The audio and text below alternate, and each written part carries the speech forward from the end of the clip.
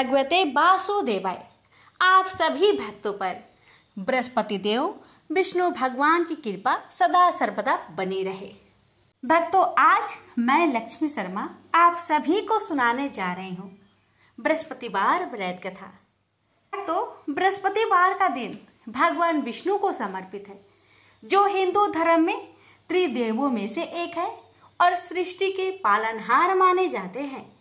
बृहस्पति देवताओं के गुरु हैं और उन्हें ज्ञान, बुद्धि और समृद्धि का प्रतीक माना जाता है। इस व्रत को करने और कथा सुनने से धन और समृद्धि में वृद्धि होती है। बृहस्पति देव की कृपा से ज्ञान और बुद्धि में वृद्धि होती है। अविवाहित कन्याओं को अच्छे वर की प्राप्ति होती है। गुरुवार का व्रत रखने से घर में सुख, शांति और समृद्धि सदा बनी रहती है। धार्मिक मान्यताओं के अनुसार गुरुवार का व्रत कुंडली में गुरु ग्रह के दोषों को भी दूर करने में सहायक होता है। भक्तों, इस दिन भगवान विष्णु और देवगुरु बृहस्पति की पूजा की जाती है। इस दिन पीले रंग के वस्त्र पहनना शुभ माना जाता है। पूजा में पीले फूल, फल और मिठाई का उपयोग किया जाता है। गुरुवार व्रत कथा का पाठ करना या सुनना बहुत शुभ माना जाता है। इसके साथ ही इस दिन तुलसी के पौधे की भी पूजा की जाती है, क्योंकि इसमें माता लक्ष्मी का वास माना जाता है। तो आइए भक्तों, अपने और अपने पूरे परिवार की मंगल कामना को करते हुए आज की इस दिव्य कथा का श्रवण करें। प्रेम से बोलिए जय बृहस्पति देव। भक्तों, कथा अच्छी लगे तो वीडियो को लाइक शेयर अवश्य करें। आइए रसपान करिए कथा। प्राचीन काल की बात है। किसी राज्य में एक बड़ा, प्रतापी और दानी राजा राज्य करता था। वह हर गुरुवार को व्रत रखकर दीन दुखियों की मदद करके पुण्य प्राप्त करता था। परंतु ये बात उसकी रानी को अच्छी नहीं लगती थी। वह न तो व्रत करती थी और न ही दान पुण्य में विश्वास रखती थी। इतना ही नहीं, वह राजा को भी ऐसा करने से मना करती थी। एक समय की बात है। राजा शिकार खेलने के लिए वन में गए। घर पर रानी और दासी थी। उसी समय गुरु बृहस्पति देव साधु का रूप धारण कर राजा के दरवाजे पर भिक्षा मांगने आए। साधु ने जब रानी से भिक्षा मांगी तो वह कहने लगी, हे साधु महाराज, मैं इस दान और पुण्य से तंग आ गई हूँ। आप कोई ऐसा उपाय बताएं जिससे कि सारा धन नष्ट हो जाए और मैं आराम से रह सकूं। इतना सुनकर बृहस्पति देव ने कहा, हे देवी, तुम बड़ी विचित्र हो। संतान और धन से कोई दुखी होता है। अगर अधिक धन है तो उसे शुभ कार्यों में लगाओ। कुंवारी कन्याओं का विवाह कराओ। विद्यालय और बाग बगीचे का निर्माण कराओ, जिससे तुम्हारे दोनों लोग सुधरे। परंतु साधु की इन बातों से रानी को खुशी नहीं हुई। उसने कहा कि मुझे ऐसे धन की आवश्यकता नहीं है जिसे मैं दान दूं और जिसे संभालने में मेरा सारा समय नष्ट हो जाए। तब साधु ने कहा, अगर तुम्हारी ऐसी इच्छा है तो मैं जैसा तुम्हें बताता हूँ तुम वैसा ही करना। गुरुवार के दिन तुम घर को गोबर से लिपना, अपने बालों को पीली मिट्टी से धोना, राजा से हजामत बनाने को कहना, भोजन में मांस मदिरा का प्रयोग करना, कपड़े धोबी के यहाँ धुलने देना। इस प्रकार 7 बृहस्पतिवार करने से तुम्हारा समस्त धन नष्ट हो जाएगा। इतना कहकर साधु के रूप में बृहस्पति देव अंतर्ध्यान हो गए। साधु के अनुसार कई बातों को पूरा करते हुए रानी को केवल 3 बृहस्पतिवार ही बीते थे कि उसकी समस्त धन संपत्ति नष्ट हो गई। भोजन के लिए राजा का परिवार तरसने लगा। तब एक दिन राजा ने रानी से बोला कि हे रानी, तुम यहीं रहो, मैं दूसरे देश को जाता हूँ, क्योंकि यहाँ पर सभी लोग मुझे जानते हैं, इसलिए मैं कोई छोटा कार्य नहीं कर सकता। ऐसा कहकर राजा दूसरे देश चला गया। वहाँ वह जंगल से लकड़ी काट कर लाता और शहर में बेचता। इस तरह वह अपना जीवन व्यतीत करने लगा। इधर राजा के परदेश जाते ही रानी और दासी दुखी रहने लगी। एक बार जब रानी और दासी को 7 दिन तक बिना भोजन के रहना पड़ा, तो रानी ने अपनी दासी से कहा, हे दासी, पासी के नगर में मेरी बहन रहती है, वह बड़ी धनवान है, तो उसके पास जा और कुछ ले आ, ताकि थोड़ी बहुत गुजर बसर हो जाए। दासी रानी की बहन के पास गई। उस दिन गुरुवार था और रानी की बहन उस समय बृहस्पतिवार व्रत की कथा सुन रही थी। दासी ने रानी की बहन को अपनी रानी का संदेश दिया, लेकिन रानी की बड़ी बहन ने कोई उत्तर नहीं दिया। जब दासी को रानी की बहन से कोई उत्तर नहीं मिला, तो वह बहुत दुखी हुई और उसे क्रोध भी आया। दासी ने वापस आकर रानी को सारी बात बता दी। ये सुनकर रानी ने अपने भाग्य को कोसा। उधर रानी की बहन ने सोचा कि मेरी बहन की दासी आई थी, परंतु मैं उससे नहीं बोली, इससे वह बहुत दुखी हुई होगी।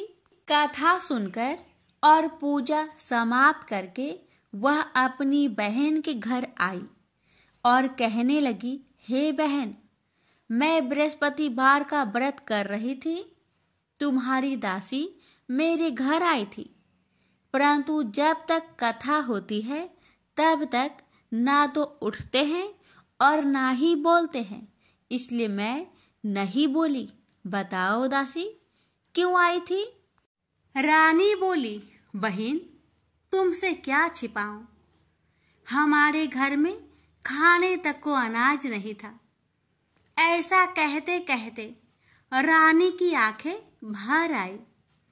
उसने दासी समेत पिछले 7 दिनों से भूखे रहने तक की बात अपनी बहन को विस्तार पूर्वक सुना दी। रानी की बहन बोली, देखो बहन, भगवान बृहस्पति देव सबकी मनोकामना को पूर्ण करते हैं। देखो, शायद तुम्हारे घर में अनाज रखा हो। पहले तो रानी को विश्वास नहीं हुआ, पर बहन के आग्रह करने पर उसने अपनी दासी को अंदर भेजा, तो उसे सचमुच अनाज से भरा एक घड़ा मिल गया। यह देखकर दासी को बड़ी हैरानी हुई। दासी रानी से कहने लगी, हे रानी, जब हमको भोजन नहीं मिलता तो हम व्रत ही तो करते हैं, इसलिए क्यों न इनसे व्रत और कथा की विधि पूछ ली जाए, ताकि हम भी व्रत कर सके। तब रानी ने अपनी बहन से बृहस्पतिवार व्रत के बारे में पूछा।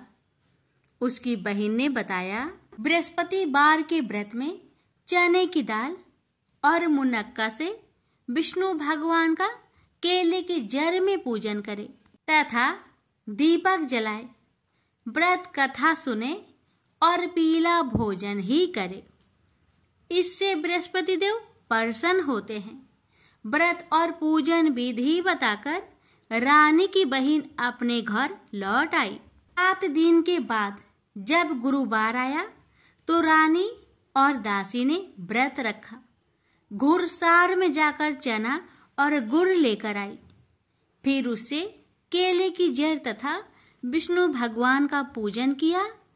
अब पीला भोजन कहाँ से आए? इस बात को लेकर दोनों बहुत दुखी थे।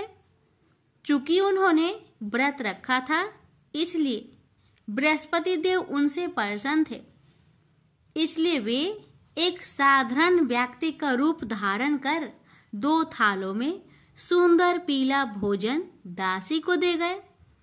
भोजन पाकर दासी प्रसन्न हुई और फिर रानी के साथ मिलकर भोजन ग्रहण किया। उसके बाद वे सभी गुरुवार को व्रत और पूजन करने लगी। बृहस्पति भगवान की कृपा से उनके पास फिर से धन संपत्ति आ गई, परंतु रानी फिर से पहले की तरह आलस्य करने लगी।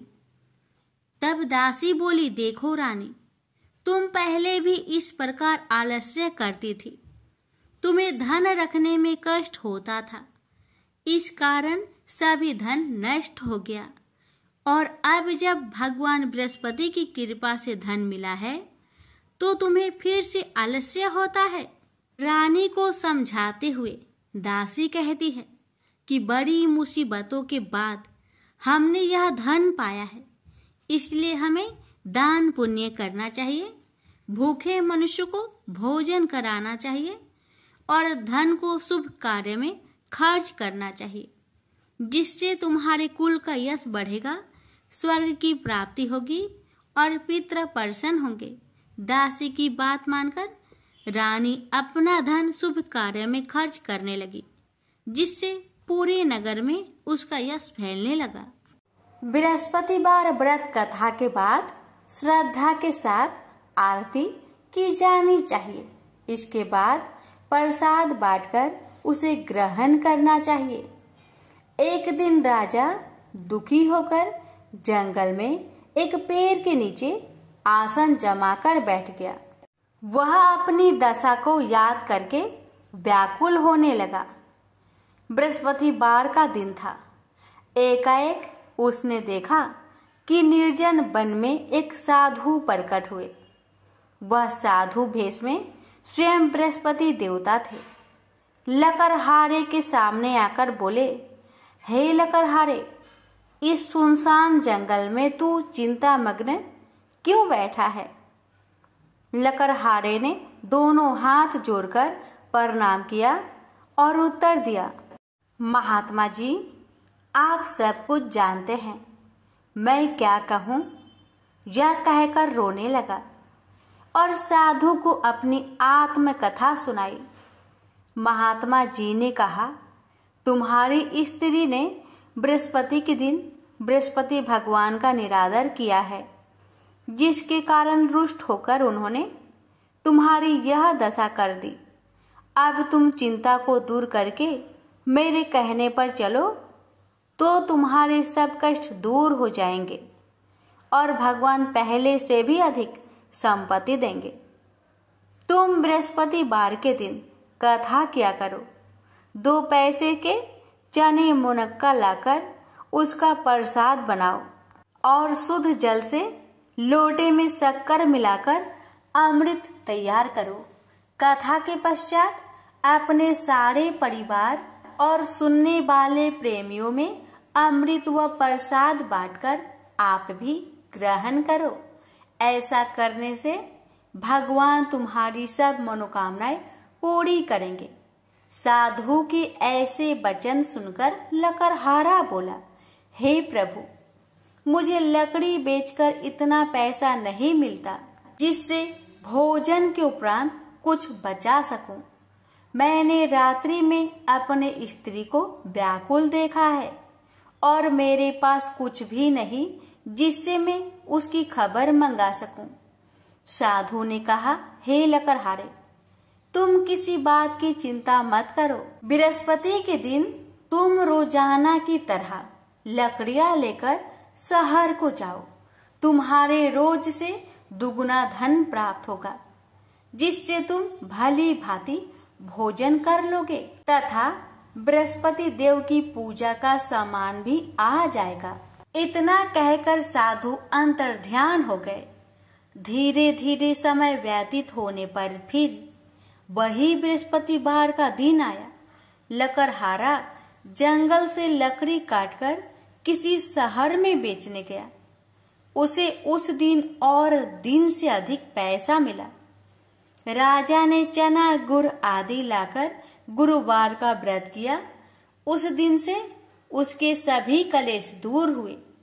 परंतु जब दोबारा गुरुवार का दिन आया तो बृहस्पतिवार का व्रत करना भूल गया। इस कारण बृहस्पति भगवान नाराज हो गए।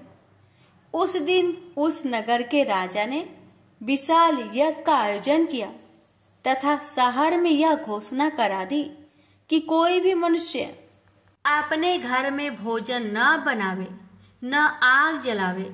समस्त जनता मेरे यहाँ भोजन करने आवे। इस आज्ञा को जो न मानेगा उसे फांसी की सजा दी जाएगी। इस तरह की घोषणा संपूर्ण नगर में करवा दी गई।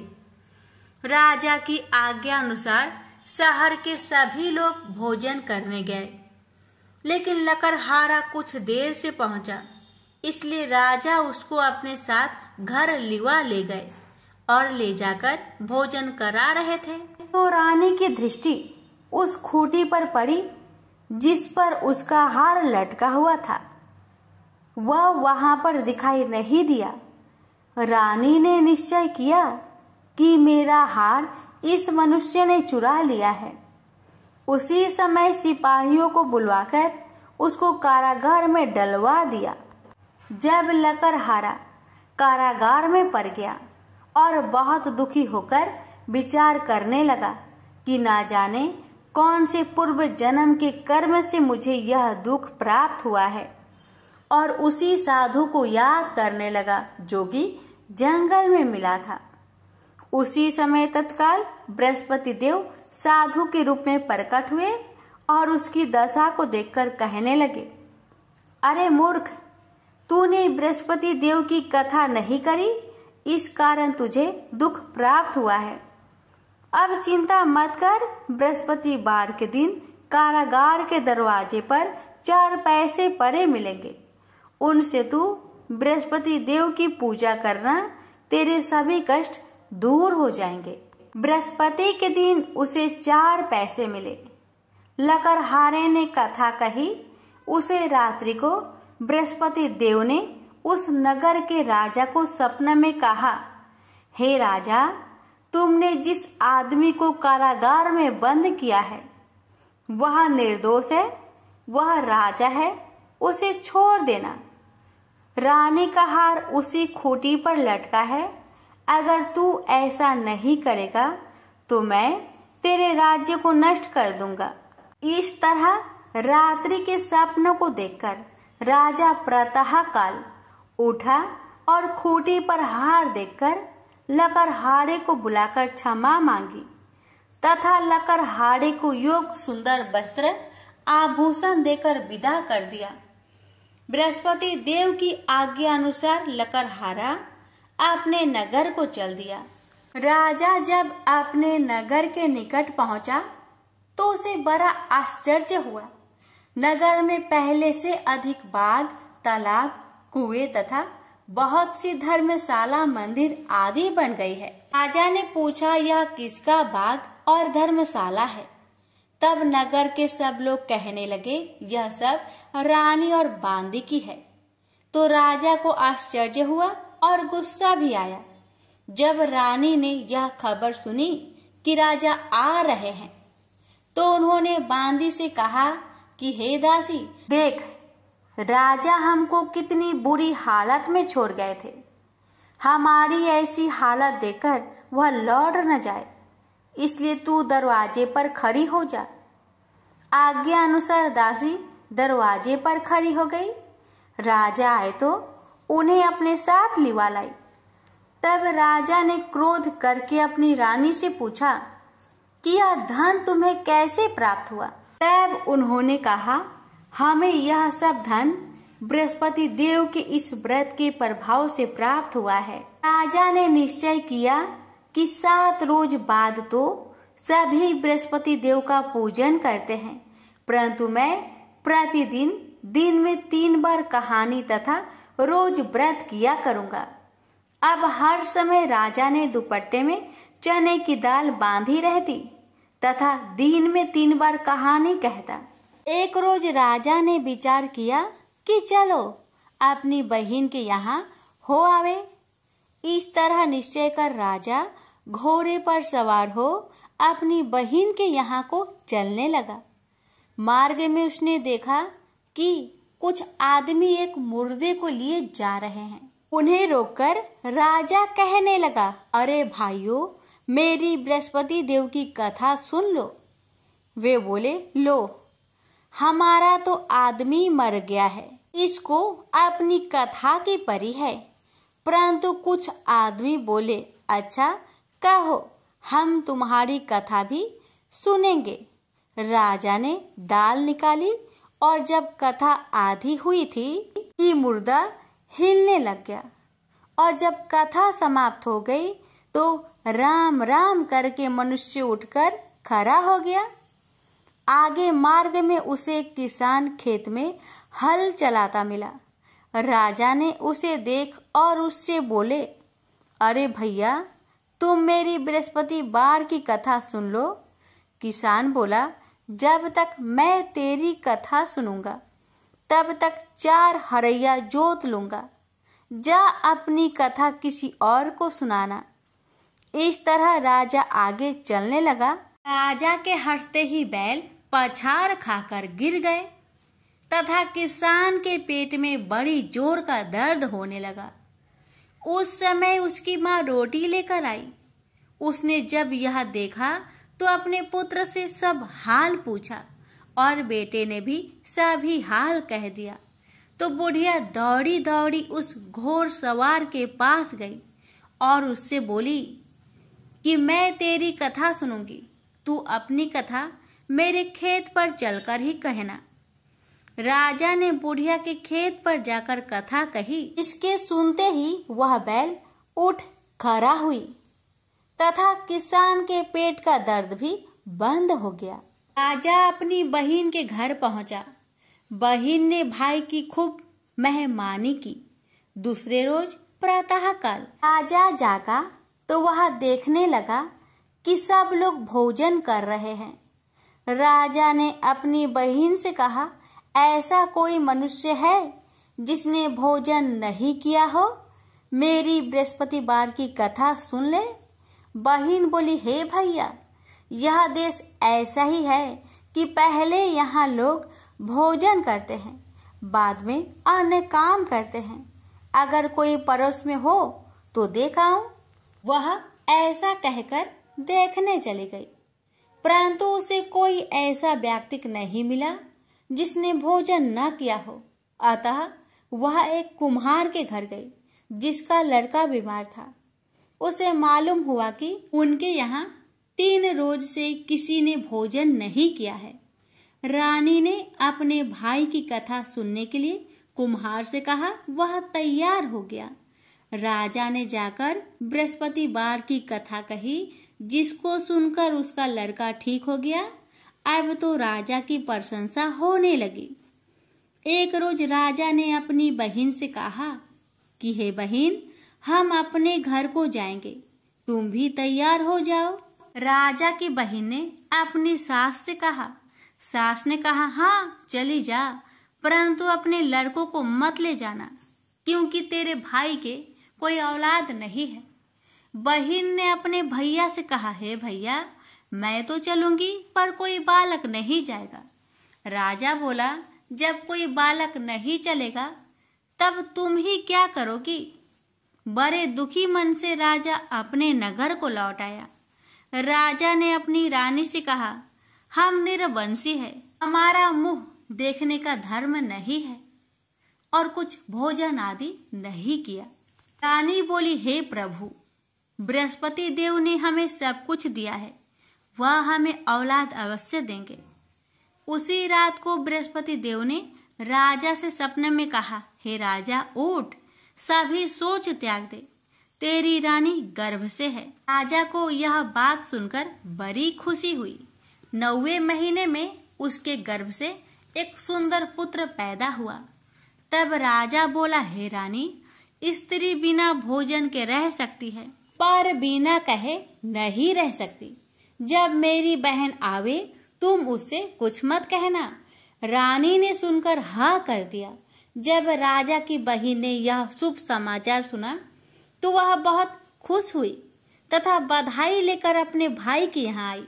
तभी रानी ने कहा, घोड़ा चढ़कर तो नहीं आई, गधा चढ़ी आई। राजा की बहन बोली, भाभी मैं इस प्रकार न कहती तो तुम्हें औलाद कैसे मिलती। बृहस्पति देव ऐसे ही हैं, ऐसी जिसके मन में कामनाएं हैं सभी को पूर्ण करते हैं। जो सदा भावना पूर्वक बृहस्पतिवार का व्रत करता है एवं कथा पढ़ता अथवा सुनता है, दूसरों को सुनाता है, बृहस्पति देव उसकी सभी मनोकामना पूर्ण करते हैं। तो प्रेम से बोलिए बृहस्पति भगवान की जय हो। प्राचीन काल में एक ब्राह्मण रहता था। वह बहुत निर्धन था। उसके कोई संतान नहीं थी। उसकी स्त्री बहुत मलिनता के साथ रहती थी। वह स्नान न करती। इससे ब्राह्मण देवता बड़े दुखी थे। बेचारे बहुत कुछ कहते थे किंतु उसका कुछ परिणाम न निकला। भगवान की कृपा से ब्राह्मण की स्त्री के कन्या रूपी रत्न पैदा हुआ। कन्या बड़ी होने पर प्रता स्नान करके विष्णु भगवान का जाप हुआ। बृहस्पतिवार का व्रत करने लगी।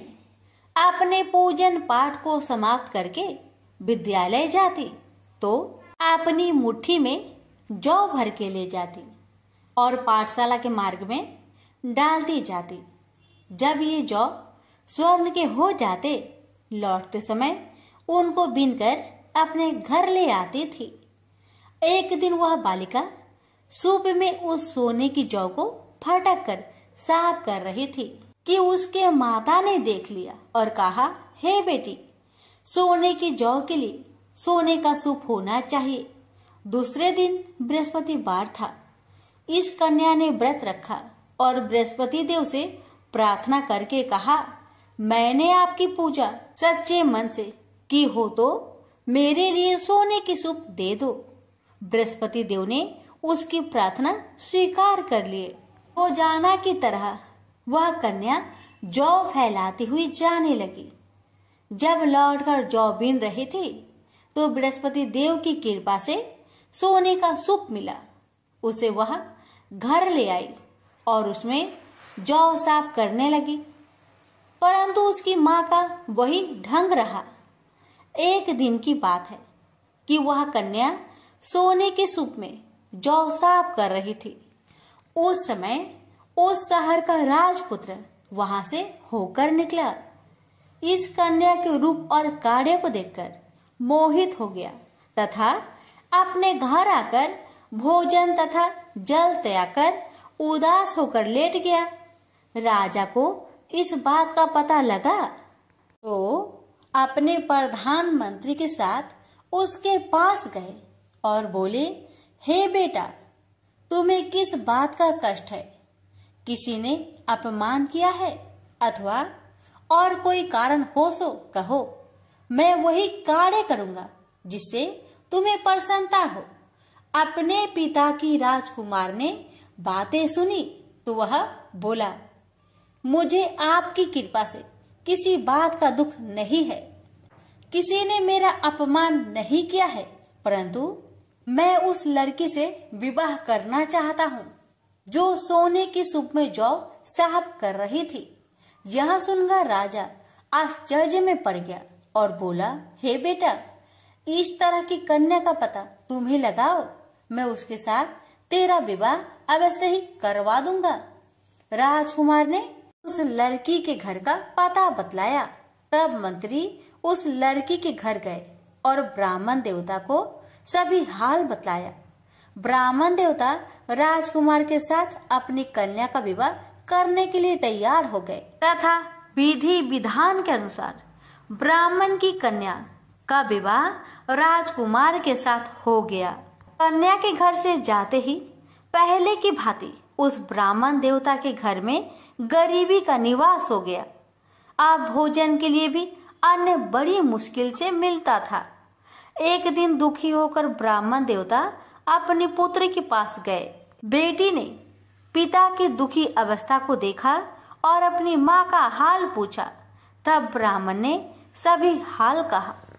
कन्या ने बहुत सा धन देकर अपने पिता को विदा कर दिया। इस तरह ब्राह्मण का कुछ समय सुखपूर्वक व्यतीत हुआ। कुछ दिन बाद फिर वही हाल हो गया।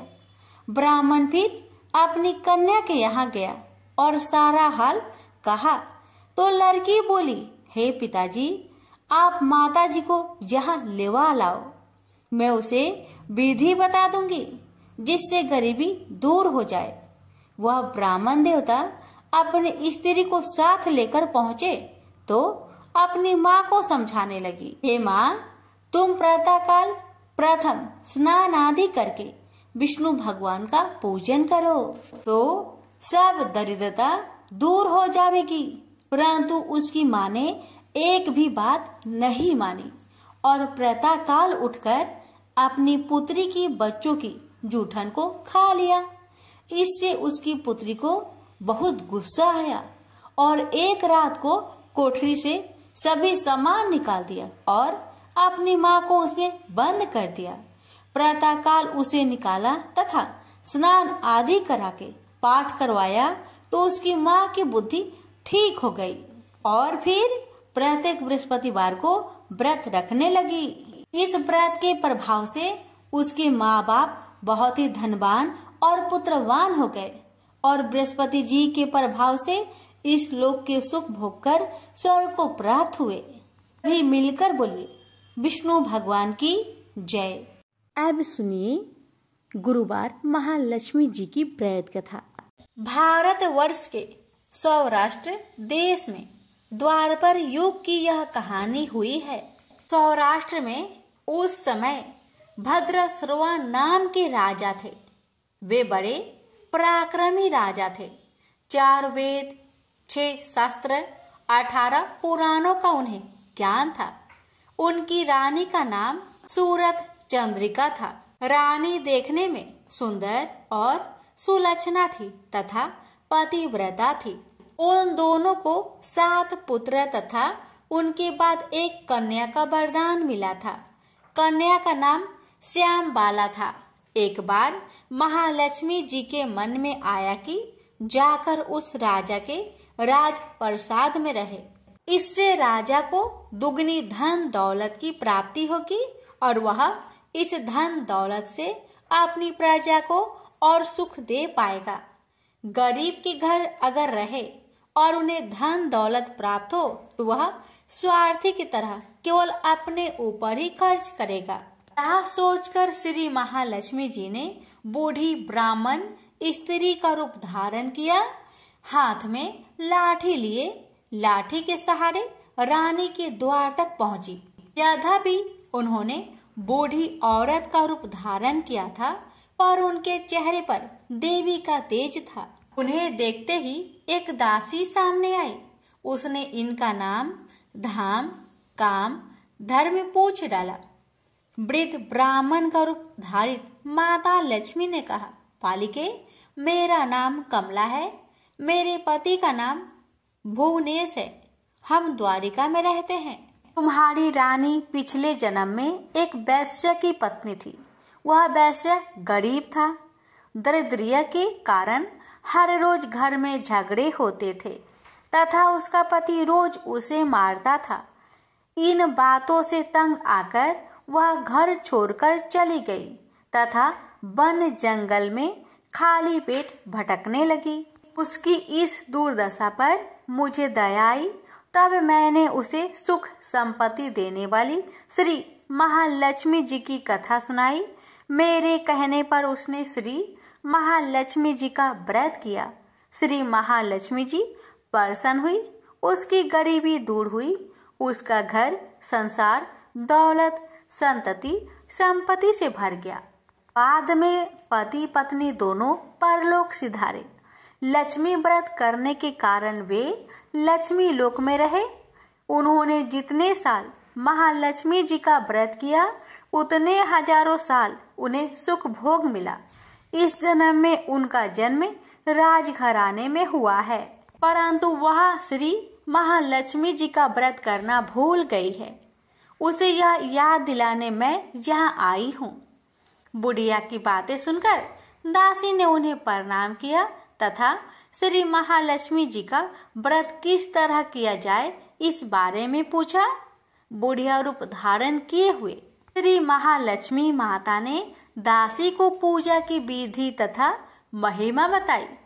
इसके बाद वह दासी माता को प्रणाम कर रानी को बताने अंदर चली गई। राज वैभव में रहते हुए रानी को अपने ऐश्वर्य का बहुत घमंड हुआ था। संपत्ति तथा अधिकार के वजह से वह उन्मत्त हो गई थी। दासी द्वारा बताई गई बुढ़िया की बातें सुनकर वह आग बबूला हो गई और राजद्वार पर आकर बुढ़िया रूपी श्री महालक्ष्मी पर बरस पड़ी। उसे यह मालूम नहीं था कि श्री महालक्ष्मी माता बुढ़िया का रूप धारण किए द्वार तक आई हैं, परंतु रानी का इस कदर रुख बर्ताव तथा अपना अनादर देखकर माता ने वहां ठहरना ठीक ना समझा। वे वहां से चल पड़ी। राह में उन्हें राजकुमारी श्यामबाला मिली। उन्होंने श्यामबाला को सारी बात बताई। श्यामबाला ने अपनी ओर से श्री महालक्ष्मी माता से क्षमा मांगी। माता को उस पर दया आई। उन्होंने श्यामबाला को श्री महालक्ष्मी व्रत के बारे में बताया। उस दिन अगहन यानी मार्गशीर्ष माह का पहला गुरुवार था। श्यामबाला ने परम श्रद्धा से श्री महालक्ष्मी जी का व्रत रखा। फल स्वरूप राजा सिद्धेश्वर के सुपुत्र मालाधर से उसका विवाह हुआ। वह धन दौलत ऐश्वर्य वैभव से माला माल हो गई। पति के साथ ससुराल में आनंद से दिन बिताने लगी। इधर श्री महालक्ष्मी का रानी पर प्रकोप हुआ। फलस्वरूप राजा भद्रसर्वा का राज्य एवं राज कारोबार नष्ट हो गया, जहाँ तक कि खाने की लाले पड़ गए। ऐसी हालात में एक दिन रानी ने राजा से निवेदन किया, हमारा दामाद इतना बड़ा राजा है, धनवान है, ऐश्वर्यशाली है, क्यों ना उसके पास जाए, अपना हाल उसे बताए, वह जरूर हमारी मदद करेगा। इस बात पर राजा भद्रसर्वा दामाद के पास रवाना हुए। राज्य में पहुंचकर एक तालाब के किनारे थोड़ी देर विश्राम लेने के लिए ठहरे। तालाब से पानी पीने आते जाते दासियों ने उन्हें देखा। उन्होंने विनम्रता से उनकी पूछताछ की। जब उन्हें यह मालूम हुआ कि वे रानी श्यामबाला के पिता है, तो दौड़ते हुए जाकर उन्होंने रानी को सारी बात बताई। रानी ने दासी के हाथ राज परिधान भेजकर बड़े ठाट से उनका स्वागत किया तथा आदर सत्कार किया, खान पान करवाया। जब वे लौटने लगे तो सोने की मोहरों से भरा घड़ा दिया। राजा भद्रसर्वा जब वापस लौटे तो उन्हें देखकर रानी सूरत चंद्रिका खुश हुई। उन्होंने सोने की मोहर से भरे घड़े का मुख खोला और हाय भगवान, घड़े में धन के बदले कोयले मिले। ये सब श्री महालक्ष्मी जी के प्रकोप से हुआ। इस प्रकार दुर्दशा में और कई दिन बीत गए। इस बार रानी स्वयं अपनी कन्या के पास गई। वह दिन अगहन माह का अंतिम गुरुवार था। श्यामबाला ने श्री महालक्ष्मी का व्रत किया, पूजा की, अपनी माता से भी व्रत करवाया। इसके बाद रानी अपने घर आई। श्री महालक्ष्मी का व्रत रखने पर उसे फिर से अपना राजपाट, धन दौलत, ऐश्वर्य प्राप्त हुआ। वह फिर से सुख शांति आनंदमय जीवन बिताने लगी। कुछ दिनों बाद राजकन्या श्यामबाला अपने पिता के घर आई। उसे अपने घर देखकर सूरत चंद्रिका को पुरानी बातें याद आई। यही कि श्यामबाला ने अपने पिता को घड़ा भर कोयला दिया था और उसने तो कुछ भी नहीं दिया था। इसी कारण श्यामबाला को पिता के घर आने पर उसका कोई आदर आतिथ्य नहीं हुआ, बल्कि अनादर हुआ। पर उसने इस बात का बुरा नहीं माना। अपने घर लौटते समय उसने पिता के घर से थोड़ा नमक ले लिया। अपने घर लौटने पर उसके पति ने पूछा, अपने मायके से क्या लाई हो? इस पर उसने जवाब दिया, वहां का सार लाई हूँ। पति ने पूछा, इसका मतलब क्या हुआ? श्यामबाला ने कहा, थोड़ी धीरज रखे, सब मालूम हो जाएगा।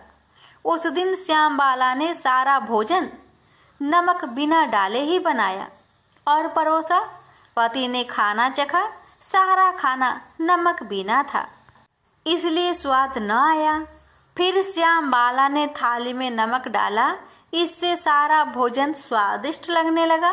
तब श्यामबाला ने पति से कहा, यही है वह मायके से लाया हुआ सार। पति को उसकी बात सही लगी। फिर वह दोनों हंसी मजाक करते हुए भोजन करने लगे। कहा गया है कि इस तरह जो कोई श्रद्धा भाव से श्री महालक्ष्मी जी का पूजा करे, उसे माता की कृपा प्राप्त होती है, सुख संपत्ति शांति प्राप्त होती है, सभी मनोकामनाएं पूरी होती है। परंतु यह सब प्राप्त होने पर माता की पूजा को भूलना नहीं चाहिए। हर गुरुवार को व्रत पाठ अवश्य करना चाहिए। इस तरह श्री महालक्ष्मी जी की महिमा भक्तों की मनोकामना पूरी करती है। प्रेम से बोलिए लक्ष्मी माता जी की जय। हे माँ, आपकी कथा कहने वाले पर, सुनने वाले पर, हुकार भरने वालों पर अपनी कृपा सदा सर्वदा बनाए रखना, घर में सुख शांति बनाए रखना, भक्तों की हर मनोकामना को पूर्ण करना। बोलिए महालक्ष्मी माता जी की जय। अब श्रवण करें बृहस्पति देवता की आरती। ओम जय बृहस्पति देवा, जय बृहस्पति देवा, छीने छीने भोगे लगाऊं कदली फल मेवा। ओम जय बृहस्पति देवा, तुम पूर्ण परमात्मा, तुम अंतर्यामी, जगत पिता जगदीश्वर, तुम सबके स्वामी। ओम जय बृहस्पति देवा, चरणामृत निज निर्मल, सब पातक हरता, सकल मनोरथ दायक, कृपा करो भरता। ओम जय बृहस्पति देवा, तन मन धन अर्पण कर, जो जन शरण परे, प्रभु पर कट तब हो कर, आकर द्वार खरे। ओम जय बृहस्पति देवा, दीन दयाल दयानिधि, भक्तन हितकारी, पाप दोष सब हरता, भव बंधन हारी। ओम जय बृहस्पति देवा, सकल मनोरथ दायक, सब संचय तारो, विषय विकार मिटाओ, संतन सुखकारी। ओम जय बृहस्पति देवा, जो कोई आरती तेरी प्रेम सहित गावे, ज्येष्ठ आनंद बंद सो सो निश्चय पावे। ओम जय बृहस्पति देवा। प्रेम से बोलिए बृहस्पति देव की जय। लक्ष्मी माता की आरती। ओम जय लक्ष्मी माता, मैया जय लक्ष्मी माता, तुमको निस दिन सेवते हरि विष्णु विधाता। ओम जय लक्ष्मी माता, उमा रमा ब्रह्मानी, तुम ही जग माता, मैया तुम ही जग माता। सूर्य चंद्रमा ध्यावते, सूर्य चंद्रमा ध्यावते, नारद ऋषि गाता। ओम जय लक्ष्मी माता, दुर्गा रूप रूप निरंजनी सुख संपत्ति दाता, मैया सुख संपत्ति दाता। जो कोई तुमको ध्याता रिद्धि सिद्धि धन पाता। ओम जय लक्ष्मी माता। तुम्हें पाताल निवासिनी, तुम्हें ही शुभदाता, मैया तुम्हें ही शुभदाता।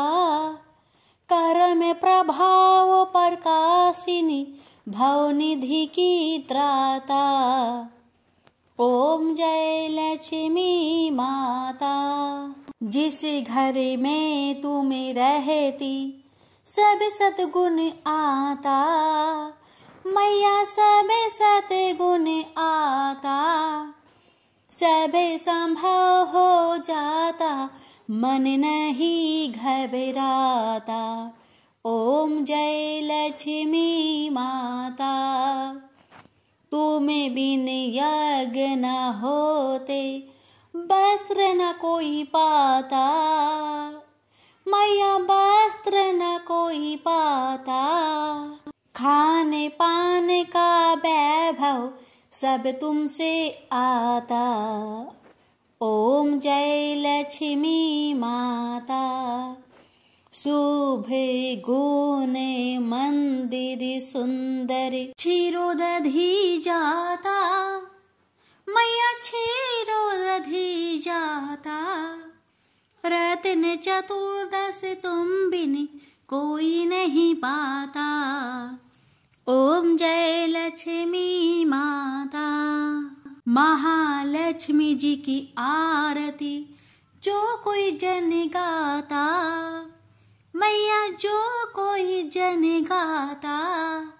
उरे आनंद समाता, पाप उतर जाता। ओम जय लक्ष्मी माता।